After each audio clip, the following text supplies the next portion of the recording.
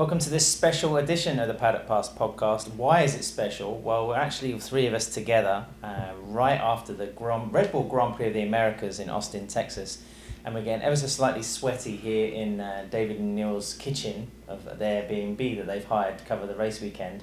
Lovely decoration, guys. It's a little bare. I mean, we've got a nice surfboard behind us, so it's unfortunate that we're not really going to be hanging around long enough to try that. But there's certainly been, enough wave catching, surfing, rollicking action in the circuit of the Americas this weekend. Big Remy Gardner energy. Yes, big Remy Gardner. Enea Bastianini is, can he surf as well?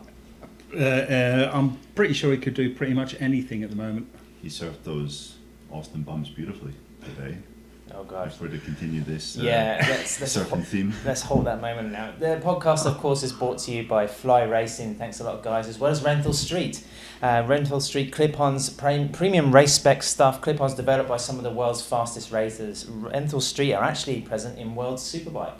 So Jonathan Rea, the 2022 series got underway this weekend as well over in Europe. Jonathan Rea taking a race win. I think he was on the podium for the other two races, but of course our missing colleague Steve English will be updating everybody on the Paddock Pass podcast with an episode, hopefully talking about Aragon. It was Aragon, wasn't it? It was Aragon. It was yes. Aragon. Okay, so I'm clearly operating in a different time zone. We'll hope to different planet. Yeah, well, get our World Superbike podcast going. Different wave. Yeah. Listen, guys, what are our moments of this Grand Prix? It took place all of 4 or 5 hours ago. It was a hot day, it was a windy day. The circuit was reasonably packed with fans. I mean, it wasn't kind of Formula One-esque levels of fandom and busy gates and seats and full grandstands or whatever else. But we had perhaps one of the most entertaining MotoGP races we've seen at Qatar for quite a while. Of course, we've had last lap or last corner manoeuvres, surprise race order changes, but this was quite a big group of MotoGP riders continuing the theme of 2022 by being completely unpredictable. Dave, first of all, what really stood out today for you? The big moment of the weekend, really there was two of them. The first moment of the weekend caused the second moment of the weekend. We knew that Marc Marquez had been saving himself. He told us so, and in fact, looking at his warm-up pace this morning was great because it was like fast lap, slow lap, fast lap, slow lap, fast lap, slow lap, because clearly he had to save his energy for the race. Neil bravely predicted that Marc would win. Foolishly. Yes, last night. No, I mean, it seemed perfectly sensible at the time. Yeah. But the Honda RC213V started flashing lights on the grid. We all thought that, what's he done? Has he accidentally pressed the pit lane limiter or something? But it wasn't that. He sort of left the... Well, he thought he did as well. Yeah, exactly. He checked to see that he switched it off, and he had switched it off. He was talking about something about the whole shot device. He wasn't sure whether it was that, but basically, as he broke, oh dear, please forgive me, dear podcast listeners, as he braked for turn one. After getting off the line at sort of 30 kilometres an hour, the bike sort of unscrambled itself. Most of the flashing lights went off. It still wasn't completely normal, Mark said, but he found himself at the back of the pack, and he had to fight his way through. And he ended up at a certain point. He ended up with Fabio Quartararo, and those two had a proper little ding-dong. It was a proper battle. Fabio Quartararo was not going to give up, and Marc Marquez, there was no way he was not going to get past Fabio Quartararo. And afterwards, Quartararo was very interesting. He sort of said, you learn a lot in these sort of races, and he saw the opportunity to actually have a look at Mark, see what he could do, learn some things about passing and all the rest of it. So, that was probably setting up the rest of 2022. So that was a lot of fun. We'll come back to talk about Mark in a short while. But firstly, Neil, what was your kind of moment of this Grand Prix? It had to be towards the end of the race when Alex Rins passed Enea Bastianini. He had made some really good progress. Those guys caught him past Jorge Martin, and Rins at that point was the danger man in the race, looking really strong. and that seemed to just wake Enea Bastianini up. And we later found out that he had been conserving his energy in the first part of the race, and conserving his tyres as well, ahead of a late push. And then, his late push just basically eradicated Jack Miller's lead, which was, I think, 7/10 of a second in next to no time at all. I think it was 2 laps and he was with him. And seeing Enea at the end of the race, it made me wonder, even if Marc hadn't had the issues at the start, would he have been able to live with that? Because Enea was just in a class of his own, really. And in such a close race where we had the full top 10, more or less, all circulating together, for him to then put 2 seconds into the rest of the field in the last 5 or 6 laps, I think shows many things, many of his qualities, just how good he is at managing tyres. Strategy was spot on today, and you're looking at a guy that looks kind of fully formed in many respects. So yeah, I thought Enea's performance was stunning. Again, we'll dissect a little bit of what's making Bastianini so effective at the moment. But for me, my moment again involves Alex Rins. I think his last lap pass on Jack Miller to take second place. Again, we've seen Rins do this kind of stuff before. I mean, he seems to be incredibly precise as well as confident when he wants to be. I, for one, was a little disappointed that Jack left the door open. Actually, post-race, he explained that he knew Rins was going to take that spot. I think it was down into turn 18. The left-hander where Rins made the move. 19. So he 19. He tried. The penultimate corner, and he tried to cut back across, but he said when he got on the gas, the bike just went sideways, and he wasn't able to get the traction to attack him again. You have to think Miller. Okay, it's his first time on the podium. He hasn't had the best of luck, of course, this season so far. So he's going to be reasonably satisfied. But to lose second place after leading most of the Grand Prix, good 2/3 of the race, it was somewhat disappointing. But Alex Rins, guys, I mean, he has a connection with Kota, of course. But are we seeing like a completely rejuvenated, rider? He looks completely in control. He looks like he knows what he's doing. He just looks really much better. He also looks sort of calmer, more confident when you talk to him. He just sort of exudes like, okay, I've got this under control. Let's see what happens. What do you think? I mean, is Alex Rins a transformed character? Is it the effect of being a new father? He mentioned as well he's worked a lot on his mental approach to racing, which clearly was an issue that affected him in 2021. From being in promising race positions to crashing out, I think it was 4 or 5 races in a row where he hit the ground. Yeah, he had a horrible run last year.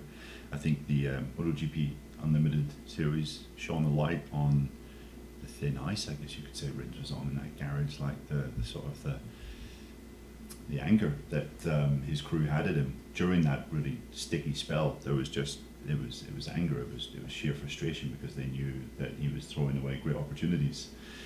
Wasn't using his head. I think there was, when he crashed out in the race in Jerez in this Unlimited show, you saw his crew chief Manu saying, well, why is he trying to do too much too soon? Bit of patience, and that was definitely lacking from Rins' approach. And he does seem to be calmer, as Dave said. He certainly seems to be, engaging a bit more. We've maybe mentioned a bit on the pod before that, okay, he's speaking to us in his second language, or his third language, in fact. But he was kind of unwilling to engage, go into detail, talk about things in a sort of interesting way. It would be bland. It was almost like he wasn't really there. He was just saying, operating at 50% mental capacity and not really engaging. This year there's been a change in that, and he's actually been quite interesting to go and listen to. He's super fast. I think his riding style is probably more suited to the Suzuki than Joan Mir's, because Joan's pretty aggressive. Rins is so smooth, and that's kind of what that bike needs, I think, to be fast. He just seems to have got his head sorted out. There's consistency there, there's speed there, and he's not completely on the edge. We're talking about an infuriating rider, of course, because the talent is clear. But like Neil says, he when he wants to, he doesn't evoke much character. There's not much to relate to. There's not much to, for all the posturing with the, I don't want to say immodestly, but the helmet designs. I mean, his gesture about the Ukraine and their plight, of course, in this kind of Eastern conflict going on was very commendable. But I do question about whether we can take him seriously or not. I think we can. I mean, genuinely, he looks like a changed man. He looks like someone who, like I say, he looks so much more confident. Looks so much calm. He looks more patient. I mean, you know, what Neil just said, that he was last year. His crew were complaining about him being impatient. He looks genuinely patient now. He looks like he can wait. He's prepared to wait for the moment, and sort of not rush into things. Also, that I think also comes from confidence. I think the bike makes a big difference. This bike really is much better than last year's. It's much faster. It gives.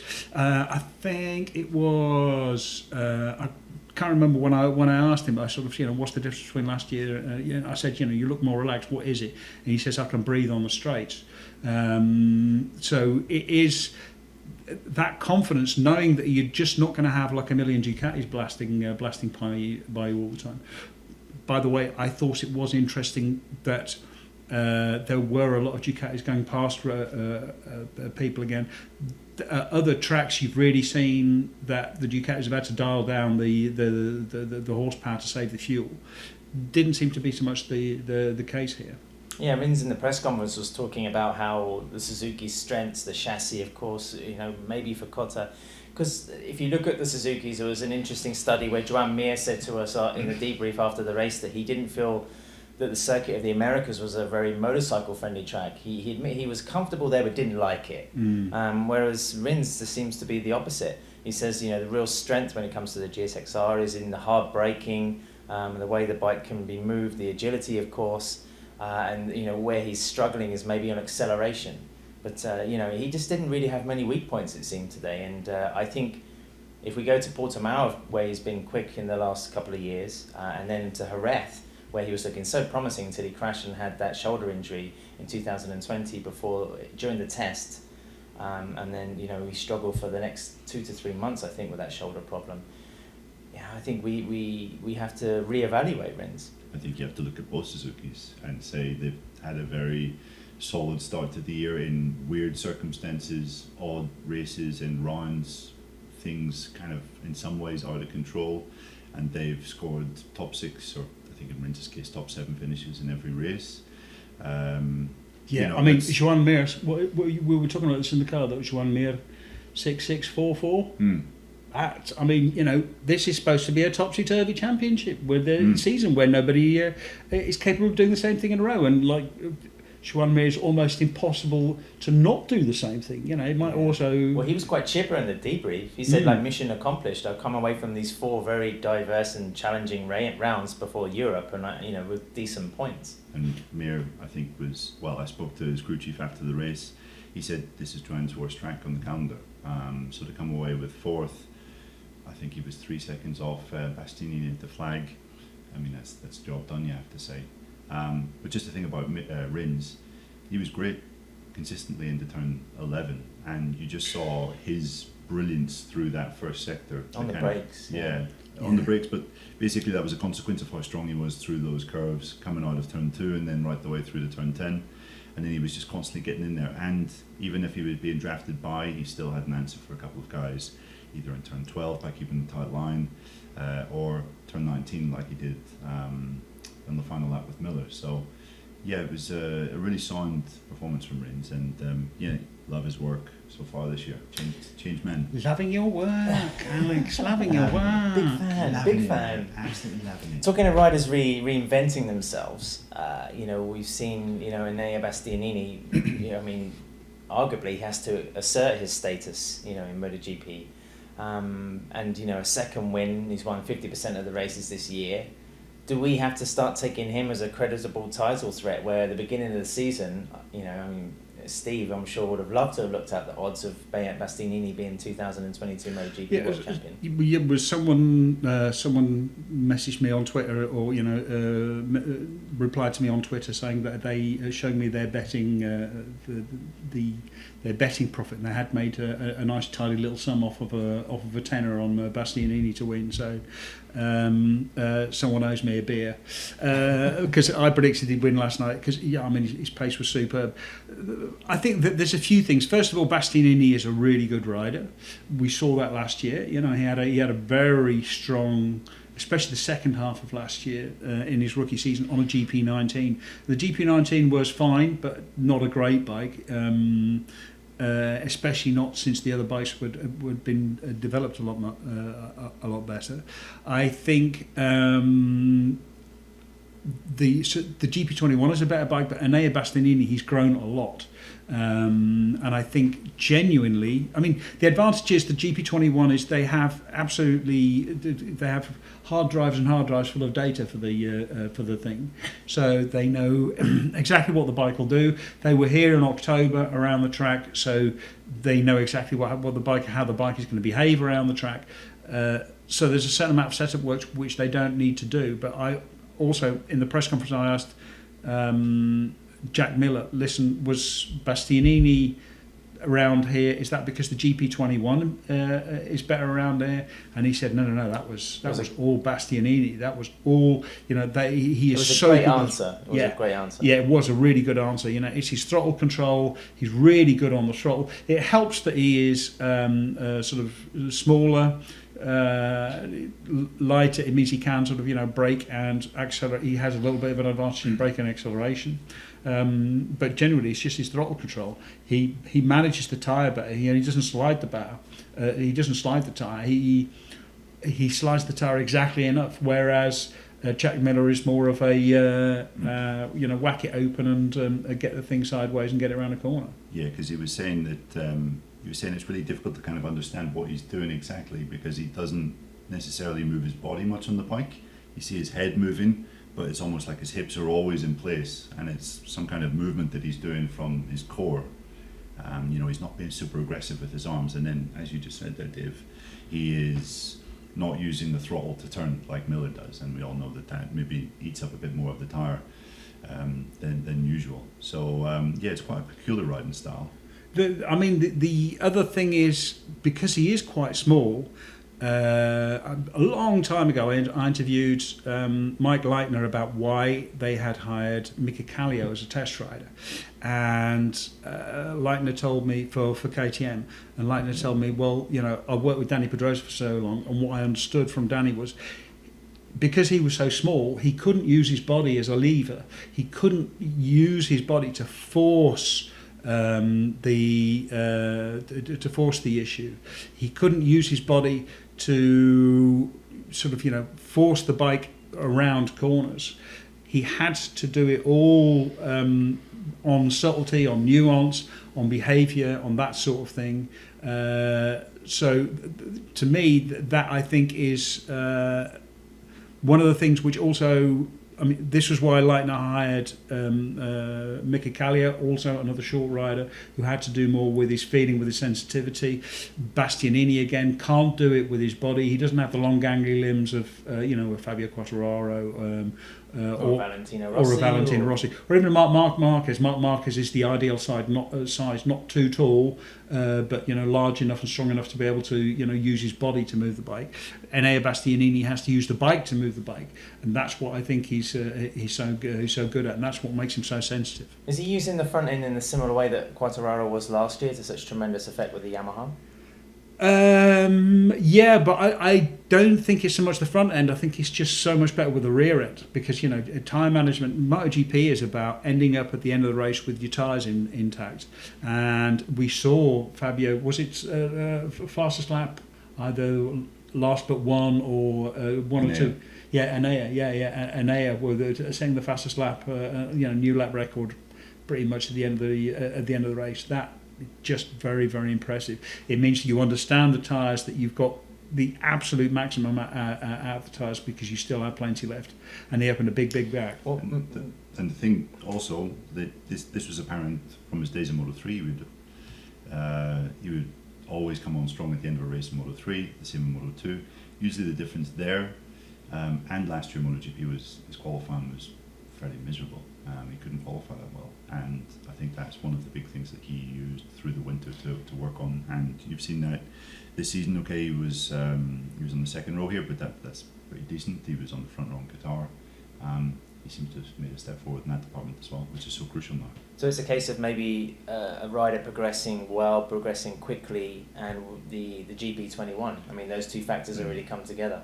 Yeah, I think, you asked earlier, like, is he a real deal for the title? I'm going to say no, just because he's on a year-old machine, and you have to imagine when we get to the mid part of this year, the GP22s will have completely figured themselves out, and they'll be the kind of the bike that everyone's aiming to beat in the second half of the year, perhaps. And I mean, we've seen it so often with satellite riders in the past that have had a really strong start to the season. By the time we get to the flyaways at the end of the year, they're complaining of a lack of development, a lack of parts coming their way, and how they've sort of stood still through the year while everyone else is It taking depends step on how forward. much everyone can move forward in that respect, because if the GP21 really is still a capable machine, that's the biggest question mark, isn't it? Yeah, it's going to be a capable machine. We're going to Jerez. On the Monday, we'll have the Jerez test, and I think we'll see a fairly big step forward. I would be shocked if Ducati aren't using the front ride height device after the Jerez test, because they'll figure that one out there on the GP22. That's going to be a big step forward. Suzuki have still got a few things to figure out. KTM are still working on stuff. Honda will be working. Marc said, they found something in the Honda, a better way of set up for the front end, which allowed them to brake harder. So yeah, they'll start a bit to figure that out, and then 2-3 races later, there's Barcelona and another test after the race. Then you really start to see. Then you'll start to see the factory bikes sort of catch up and start to overtake the GP21. This always happens. The satellite riders start with an advantage because they've got a complete package. And that's not the case with the satellite riders, with the factory riders. The factory riders take a while to sort the bike out. Just to wrap up the topic of Bastianini, for want of a better phrase, is he a rider? Is he a sexy enough rider to be MotoGP world champion? Because I think a lot of people, even up until before this weekend, would have put him fifth in the ranking of Ducati riders. I mean, you would have said Zarco, Martin, Miller, Bagnaia. Yeah, but I think he's going to be he's a champ. He's going to be champion despite Ducati or despite the circumstances. He is a class rider. Yeah, he's a Moto2 world champion. We're doing him a slight disservice. Yeah, you know what I mean. He's not. Yeah.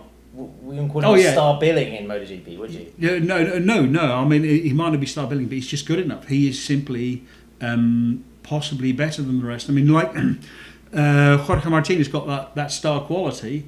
But he just went backwards today. He doesn't. Jorge Martin is amazing at qualifying, but he's just missing that bit in terms of race time pace at some circuits. Other places is amazing, like Qatar, Austria, outstanding. But there are tracks where he turns up and he can't quite figure it out. And Bastianini seems to have things dialed in a little better in more places. Can I just ask you guys to chill out a little bit? We've just finished our 4th race of the year, and you're asking if he's sexy enough to be the world champion. I mean, ooh yeah, he wasn't that hot in Argentina. Yeah, I just like talking about sexy men. That's all, Neil. It's just the nicknames of a beast. I mean, maybe it does something more for Dave rather than a Martinator or a Marinator. If only he was called the Bear. Then,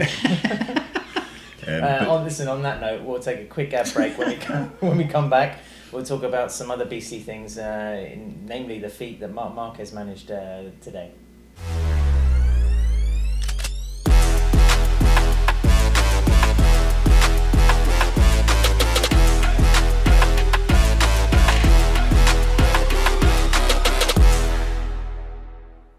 Welcome back to the Paddock Pass podcast. We're going to carry on with our talking points from round 4 of MotoGP 2022. Marc Marquez, guys. Dave, as you said in your moment, he didn't get off to the best start. Had a fantastic battle with Fabio Quartararo, where we were actually watching this and thinking, is he going to be mentally screwing with Fabio at some point? I mean, obviously both were pushing, but there was a close proximity there where you could see they were having a bit of cat and mouse, a bit of a joust. It would have been, curious to see what would have happened if there had been contact. Well, there almost was, going through the S's there at the beginning of the lap. But we're impressed, aren't we? I mean, Marquez, even though we're in one of his fortresses, this and the Saxon Ring and goodness, half a dozen other tracks on the calendar, He came back to gain confidence, but I would say that's definitely a job well done. I think, or I suspect, I mean, he was very interesting afterwards.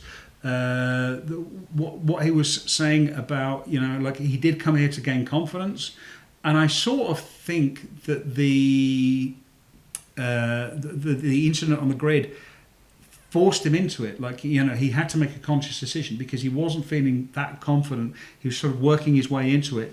But when the bike sort of goes haywire on the grid, you have two choices. You either go or you don't. Like the old Yoda, do or do not.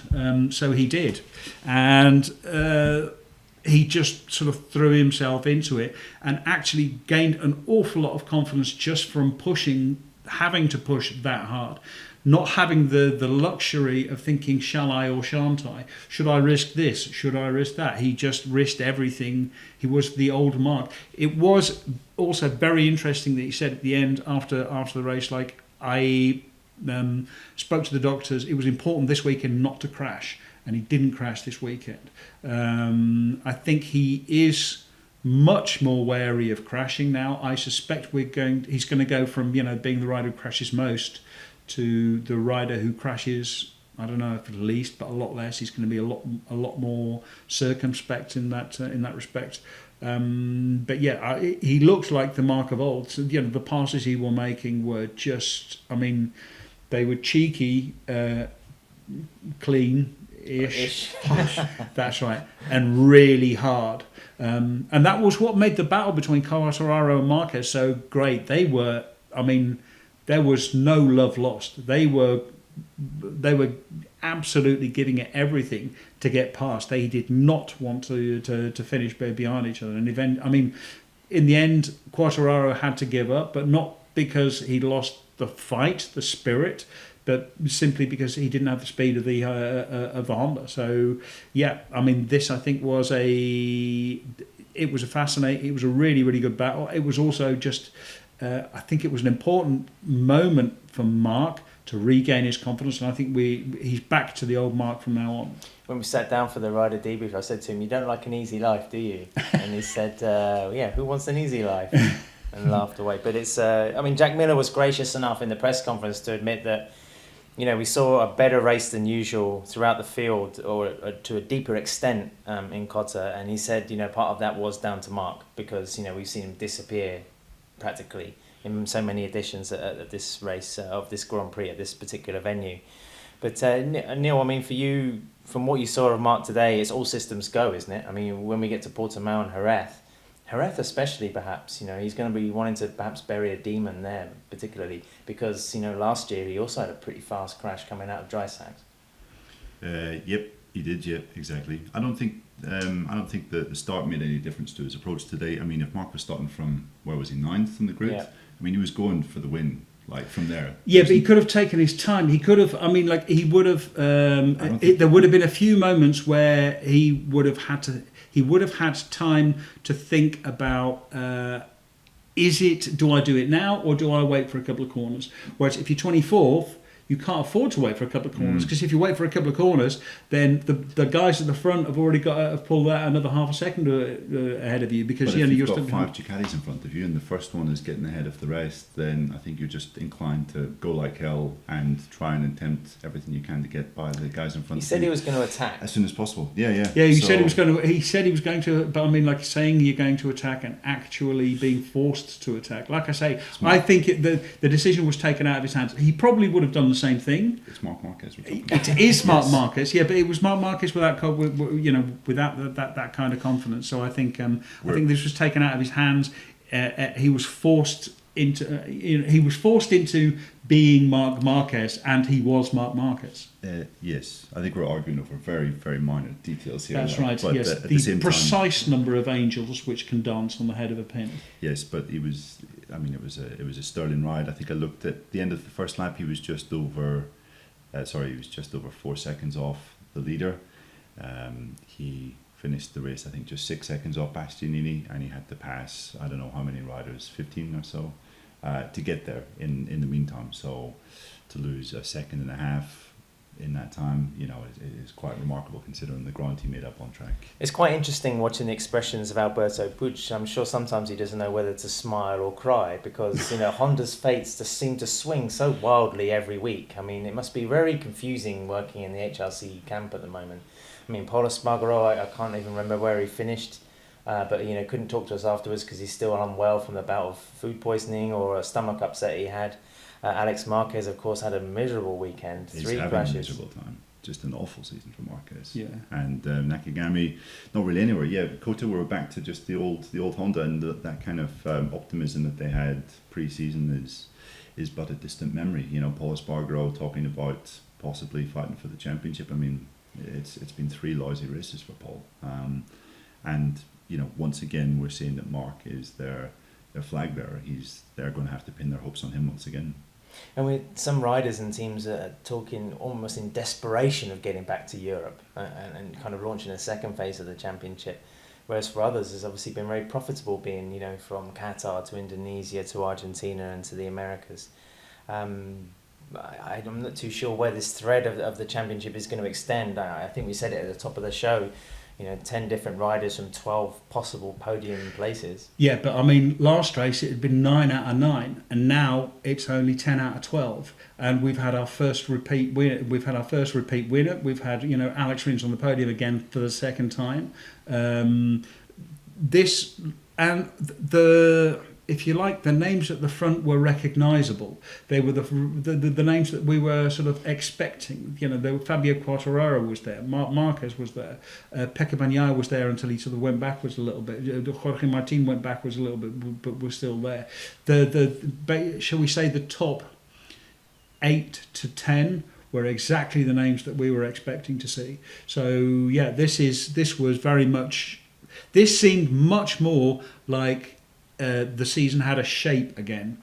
I think there's still going to be a few shake-ups. I mean, you know, KTM have to make a step. KTM will be back. We've seen what Miguel Oliveira was capable of. We saw what Brad Binder was capable of, because I think Brad Binder's ride is perhaps a little bit underrated. He almost finished 9th. Yeah, exactly. Yeah, from 17th on the grid. Yeah, exactly. And that his tyre worked. Everything seemed to work. It came together. They seem to be making progress. So I think there is going to be the season. It feels like the season is starting to take shape, but.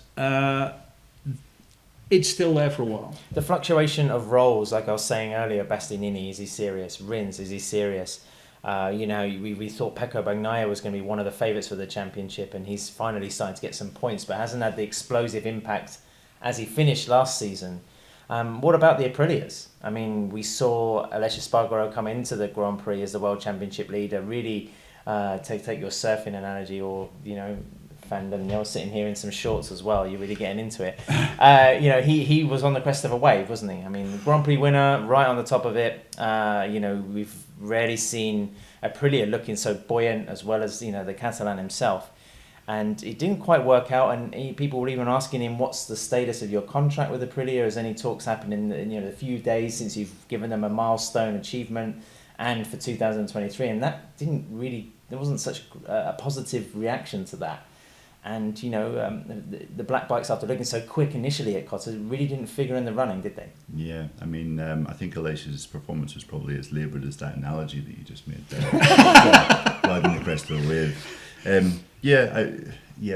think Aleix had, 5 crashes at Cotta last year. Absolute nightmare. Yeah. Was really far back in qualifying. Yet they had good rhythm in free practice, and you almost got the impression that Aleix, that in its own right, was enough for Aleix to be kind of happy. That he didn't fall off 5 times. That also, but you know, he was saying on Saturday, even though they had a pretty lousy qualifying, that and they didn't get into Q2, that their pace and their podium potential at this track proved that they were going to have a good season, maybe even more so than Argentina. So yeah, it wasn't a great ride from him, but this is definitely one of his worst tracks. Viñales, you want to be positive, but yet again, there's a guy that had genuine podium speed. If you look at the fastest laps by riders, he was the 3rd fastest rider in that race. I think he said his fastest lap in the race was like less than a tenth off Bastianini's fastest lap of the race.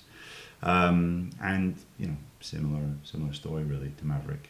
Slow start, poor qualifying, didn't get into Q2. I wouldn't say lethargic opening laps, but just not the kind of aggression in the opening laps that you need to be able to make progress in there. And at one of his best tracks, when Aprilia is as strong as it is, he fails to make the top 8, I think, or the top 9. So I would say, yeah, it's a disappointing performance from Maverick. Aleix, I wasn't particularly expecting much of him coming here. Gossip is part of any sport. I mean, it generates interest, the stories, a little bit of fuss. People are already talking about contracts. They were this weekend. Whether it was the future of Jack Miller after making the podium for the first time, Aleix, as we mentioned, Fabio Quartararo as well. There's obviously talks going on behind the scenes, whether it's managers or agents putting out feelers, or there's some serious negotiating going on. First of all, Quartararo, after his experiences this weekend, should he feel encouraged by his position at Yamaha, or do you think he's still looking around? Do you think he's being shopped around? He's 100% being shopped around. I don't think he's feeling particularly comfortable either. Certainly, he was asked, so what's your opinion of the bike? He was basically asked, do you are you going to have to compensate for the bike or not? And he gave a sort of convoluted, he gave a very politically correct answer, and then said something, I have my opinion of the bike. So then he was asked, so what is your opinion of the bike? And he says, I'll keep my opinion of the bike to myself. Maybe it's because he's asked every week, though? No, because he doesn't think the bike is very good. It's quite obvious from the answer that he gives. He has that look on his face that sort of says, dear Santa, please can I have those 30 horsepower that you offer that you gave to Suzuki by mistake? Yeah, but let's be honest, David, Neil, I mean, he's not going anywhere, is he? I mean, he could get in the queue of riders at Ducati, or he can be Yamaha's top dog and bank on the fact. Or it could be Marc Marquez's teammate. Why would you want to do that? I mean, surely you're not hiding to nothing. I mean, Paul took the bait. Look, if Paul they took believe, the carrot of go into the best team with the best rider. That's right, but why would he do that? Because they all believe that that if they're on the same machine as someone else, they can beat them. Because otherwise, why would you even bother turning up? Because otherwise they're all just racing for second. And yes, they are all just racing for second. But I mean, you wouldn't. You have to sacrifice so much. You have to have so much belief to keep doing this, to keep throwing yourself up the road, to keep training and sacrificing so much. You're not going to do that if you think that, maybe I can get sort of sixth at the Saxon Ring or something. You're thinking given the right circumstances, I can be champion. Fabio Quartararo already proved that he can be champion. Dave, from the 3 teammates that Marc's had at Honda, he's retired 2 of them. I mean, this is not an easy saddle to have. And also, there's a budget thing. Honda won't be able to afford Quartararo. You underestimate the self-belief, the levels of self-belief necessary. I mean, Polo Espargaro went to Honda expecting to be competitive with Marc Marquez.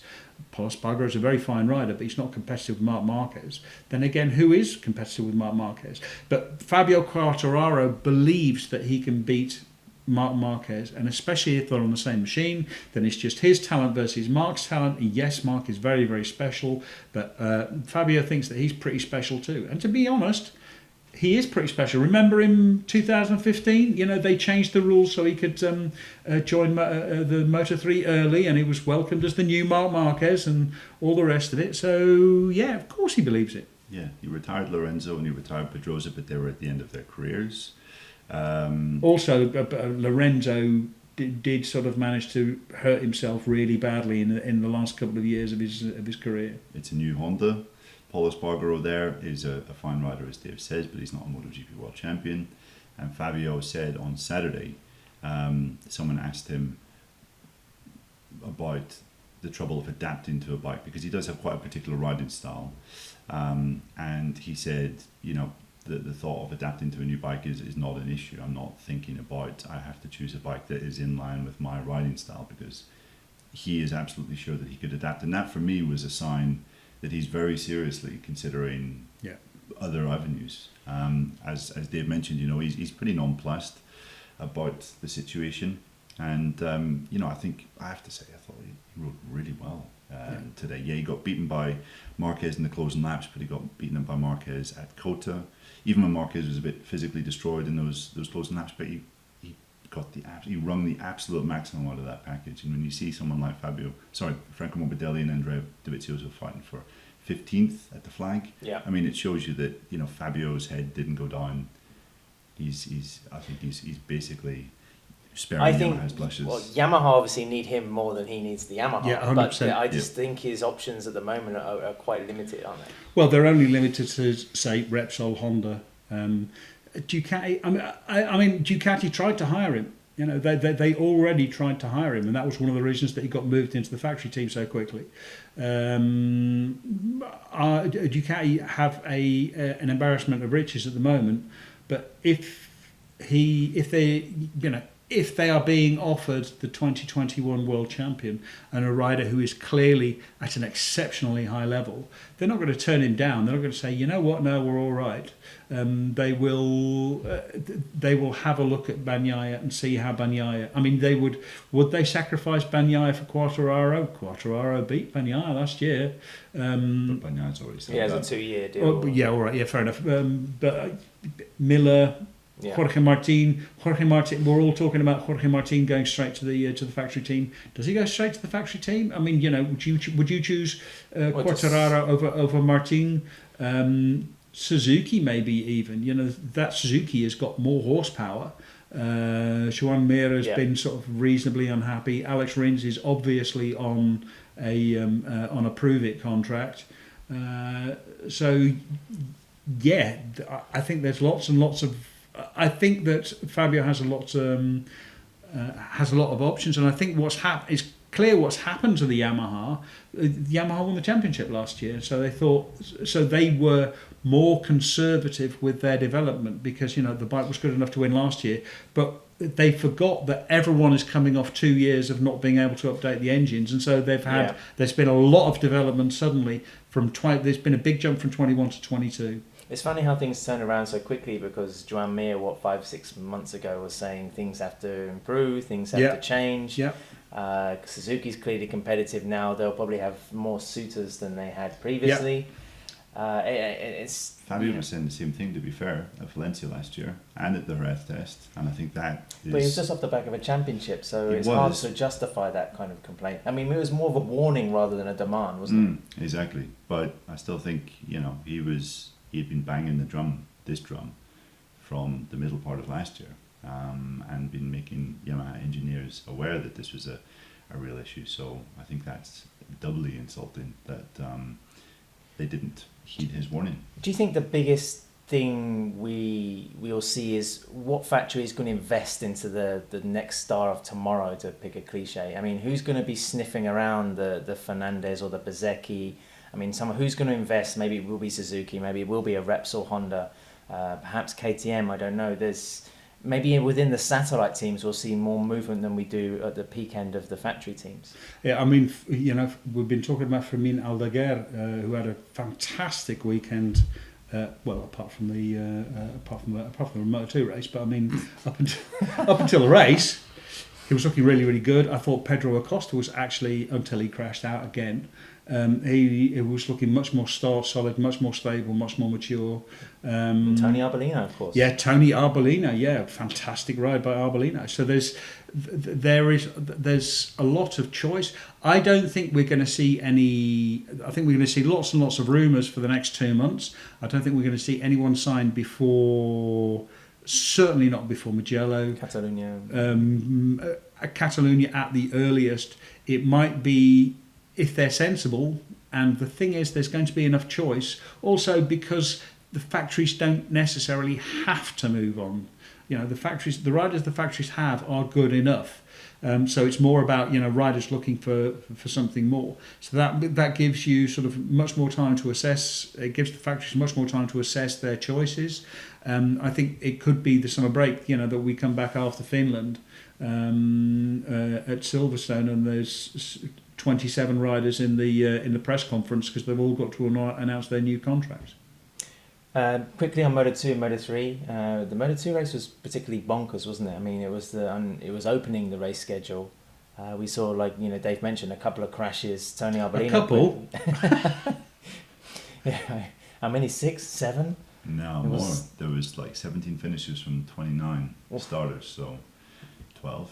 Yeah. Well, I mean, what can we put there? Is there any factor in that? Yes. Maybe Because that was probably when it was windiest. yeah, I'd say. conditions were different. It was a bit cooler. I think the front tire was on the limit of what it could do at that track, especially when it was in traffic. There was the front tire was overheating. Saw a lot of guys lose the front. I think there was a problem also with riders getting a lot of neutrals. Cameron Bobby was saying he was hitting neutrals left, right, and centre, and that was calling into question a bit the transmission that the Moto2 machines use. Maybe it should be Jake Dixon as well, I think. Yeah, he said he hit a couple of neutrals in the race. Somkiat Chantru, who took out Sam Lowe's, I think, hit a neutral when he was careering into turn 12 on the first lap. So yeah, and then also it was like very windy. I think turn 16 in particular, that was a place where it was quite gusty, and the point where you're just about accelerating, you're taking a bit of load off the front. A gust of wind can catch you there, and that can be quite problematic. So I walked up to and it's the race. It's the race. So there's that, there's that bit more pressure, which is the difference between being on the limit and just poking your nose over. And like you say, the wind. Because I walked up, part of the track when Moto2 was starting, and turn 1, which is the highest part of the circuit. I mean, and the drop down into 2, 3, 4, 5. I mean, it was really, it was pushing me up the hill. It was quite strong. I mean, I think even in the area they were warning of potential bush forest fires, just because the wind was going to be pushing any of that kind of particular trouble across the county or the area, I suppose you could say. But are you sure that wasn't the wind from the tacos you had last night? No, it was. I was surfing on that one. No, don't worry. Moto3, Jaume Masia taking his second win for Red Bull KTM Mayo. It was by, of course, the slenderest of margins ahead of Denis Foggia. He's really put in the marker down as the man for the World Championship, isn't he, in Moto3 so far? Yeah, it was a class move as well at the end by Foggia. Those last few corners were fantastic. Yeah, really good stuff from Massey as well, because he's been a bit hit or miss so far this year, and it's the first time that he's ridden in any way like a guy that can fight for the championship. He's been a bit lackluster. So yeah, it was much needed, and especially with Sergio Garcia crashing out or getting taken out, I think by Danny Holgado. Yeah, Danny Holgado, you're glad to see that teenagers can still be full nutcases sometimes, not only hitting Sergio Garcia but then crashing out on the last corner. Yes, crashed twice. Didn't even finish the race. Yeah, exactly. But yeah, class Moto3 race, and yeah, I mean, I think on this. When we did the podcast from this one last year, one of the things we were bemoaning was how this track was terrible for motorbike racing, and the racing thrown up is always rubbish. But today we had 2 really good races, so I think we can count ourselves quite lucky. I haven't seen that. Fingers crossed when we come back next year, the bumps won't be quite as wavy and as big as they were when we saw the race in October. And again, even going back a year before, of course, it depends on a lot of things, not only the geology, but the amount of track being used, what it's used for as well. All important issues. Guys, let's move on to the last section of the podcast. Winners and losers. Dave, I'm going to say, for me, I'm going to mention my first winner, and I took great pleasure in seeing Danilo Petrucci take 2 race wins in the opening round of Moto America on the I said Desmos Adichie, the Panigale. Even though he's in somewhat dodgy shape physically, he still managed to show what a class act he was, and very popular win as well. I mean, it was evident, I think, amongst the Moto America paddock that he's already a popular addition to the series. Yeah, I mean, just a fantastic personality and a genuinely nice person. He's a like I say, the last human in MotoGP. He was a proper warm person. So yeah, everybody really felt he deserved it and wanted, and was happy for him to win. Neil, apart from the taco industry here in Austin that profited from your hard-earned dollars this weekend, who was your winner? Suzuki. I think Suzuki were my winners because Alex Rins produced a super race. He's looking like a really strong figure, and they've got 2 guys I think that can really fight for the championship this year. Yeah, I mean, they've as we kind of mentioned on the pod so far, they've navigated 4 very tricky rounds with solid results that haven't been necessarily that eye-catching, but they've given themselves fantastic foundations from which they can go on in Europe and start to consistently be on the podium. So I think Suzuki have done a great job at the start of this year. Who stood out for you, Dave? I'm going to be greedy and have two because Dennis Foggia is dominating Moto3. Genuinely Didn't win today, though, did he? Yeah, but I mean, when second is disappointing, that it generally means you're doing quite well. But I think my big winner is Marc Marquez, because Marc Marquez is back. This was Marc Marquez. He came back from a huge crash. All he did all weekend was talk about how it had sapped his confidence. And this race, I think, gave him a massive bout of confidence. They also found something on the Honda to help him braking, which was a big thing. There's still his problem is still, like the Honda is a V bike, so the V bike is corner entry, braking really hard, and then turning really fast, and then picking the bike up really quickly and getting on the gas. So they were missing the hard braking and the fast turning, which is this lack of feeling that he's been talking. They've solved part of that, so they've solved the hard braking. They can do the hard braking again. Now they need to figure out the quick turning. That may not come back because of the change in the weight balance. The weight is further back, so they may just have to find a way to ride around it, to live with this lack of feeling. And the bike is already quick, so it's. To me, I think Marc Marquez really benefited from this weekend, and I think he's going to be a real factor. But Fabio Quartararo said afterwards, Marc is going to be a factor in the champion. He's going to be in the fight for the championship. If you produced a performance like that after a weekend when I think only one free practice Enea actually put effort into it and rode like a normal weekend doing runs, I mean, that I know it's Kota.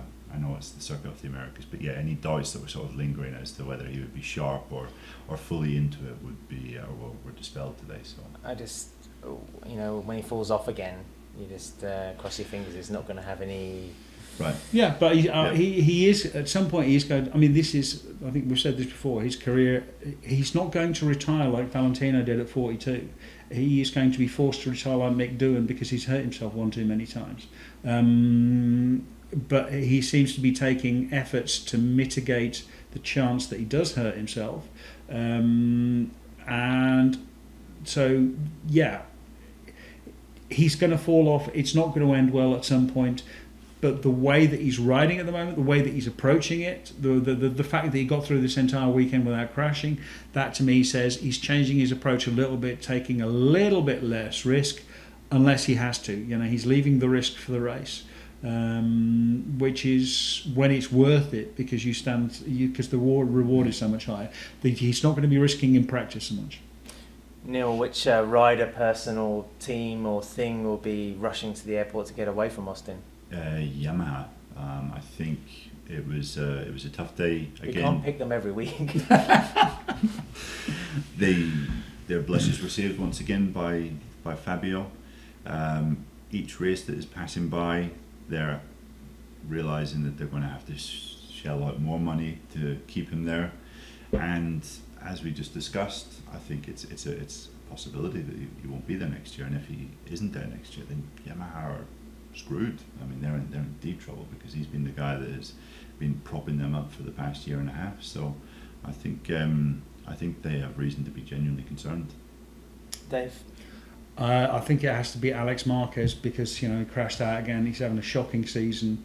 I remember a couple of years ago there was the talk about, I think it was also maybe last season when Pole came over, that it was if Alex is faster than Pole, then Alex gets that second Repsol seat, and nobody is talking about Alex getting that second Repsol seat anymore. I don't think even Mark is convinced that Alex deserves that second Repsol seat at the moment. Of course, not all of it is his own fault, but he's just having that. This was another weekend to forget. I think for me, I'm going to pick two riders: Sam Lowe's, Sergio Garcia. People in the wrong place at the wrong time. I mean, it just goes to show, even if you do have an exceptional amount of skill, that fortune is still a big part to play in the racing game. I mean, that's a big dent not only to Lowe's title aspirations, even though he's still trying to play catch up in Moto2. And it was still, I think it was a testament to the man as well, that he was leaning over the pit wall cheering on Arbolino, his teammate taking victory there. And Garcia in particular, looks so good, in the Argentina as well. Lost big points today for the championship, lost the championship lead, in fact. So it's, can be harsh. Yeah, I mean, seeing Sam Lowes hobble down pit lane towards Parc Fermé to congratulate Tony Arbolino, I think, that was class. It shows the class of the man. He's a class act, despite his affinity for golf. Well, that's it from this edition of the Paddock Boss podcast. It's great to be able to do this in a slightly hurried fashion, we will admit, post-race. But then, we've got to get back to Europe, we've got to get back home. And then Easter weekend off. So I hope, the bunny brings you some big chocolate eggs before we start the jaunt towards Portimao for round 5. And, start to work our way to the first quarter of the championship being over. But thanks again to Renthal Street. Don't forget to check out their catalogue. They've got tons of stuff, not just in off-road, but of course anything to fit the street bike that's sitting in your garage. And of course Fly Racing as well. Loads of gear, jackets, riding pants, t-shirts, as Dave's finally modelling here in our video. Go and have a look at their website as well. And we'll be back next week.